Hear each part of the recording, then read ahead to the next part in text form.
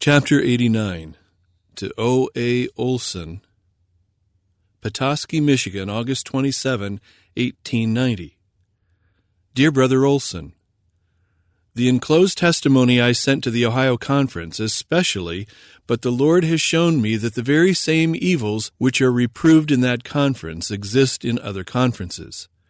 Churches are in need of personal piety and a deeper, far deeper experience in the truth and in the knowledge of Jesus Christ. The spirit of resistance that has been exhibited in presenting the righteousness of Christ as our only hope has grieved the Spirit of God, and the result of this opposition has required the delivery of this matter the more earnestly and decidedly, causing deeper searching into the subject, and calling out an array of arguments that the messenger himself did not know was so firm, so full, so thorough upon this subject of justification by faith and the righteousness of Christ as our only hope. The subject has been brought before many minds. The sad part of the matter is that some who ought to have stood in the clear light on this subject were working on the enemy's side of the question. It has caused me great sadness of heart to see that those who ought to be giving the trumpet a certain sound from the walls of Zion, wholly in accordance with the work to be done for this time, to prepare a people to stand in the day of the Lord, are in darkness, and have stood as sentinels to bar the way that the confusion they create would bring confusion and misunderstanding. Satan sees it is his time to make a strike. Fanaticism and errors will prevail, and the men who ought to have stood in the light, their voices heard on the right side of the question, were exercised on the wrong side to oppose that which was of God and resist that message which the Lord sends.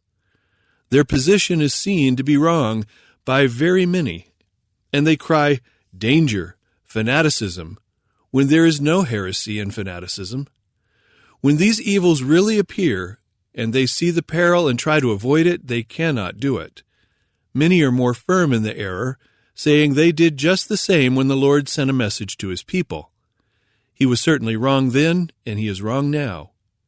We cannot believe that he recognizes the Spirit and that which ought to have had in it at all times a certain sound, so that when it is heard it will receive attention.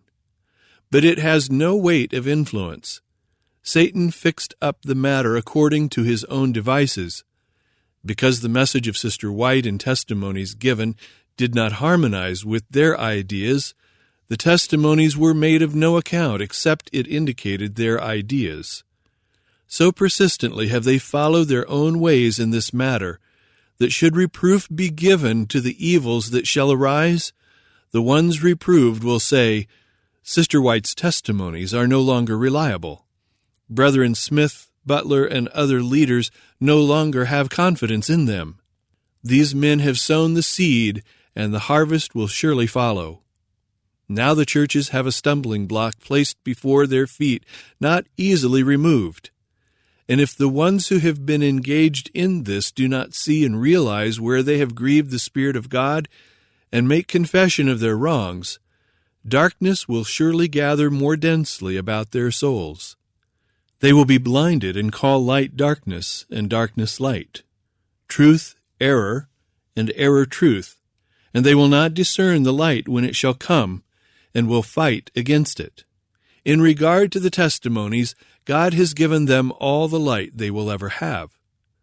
That light they have cast aside as unworthy of their respect. The state of the churches is thus. Should reproof come to those who are wrong, they will quote the leaders who do not receive the testimonies. And while no temptation comes because no reproof is given to them, they have little confidence in the men who have stood out in opposition to that which they believe to be the truth. So if these men say and do these things right in principle, it does not have any special weight with some. Thus the enemy's work has done that which has made the work of God of but little account. Now when they shall see this and confess their mistake, then the Lord can heal the wounds made, and their defeat may be turned into victory. But while they stand as they do, God's work is not appreciated, and confusion and want of unity is the result. I send you the enclosed. It may have effect on some honest in heart, that they may be warned and correct their errors and reform.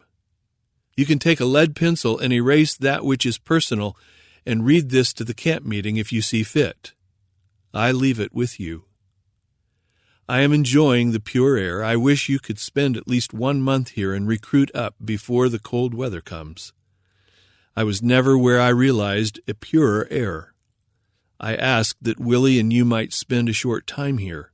Willie can have all the help in writing that he will need, and then you could ride some and see what there is to Petoskey and surrounding places of resort.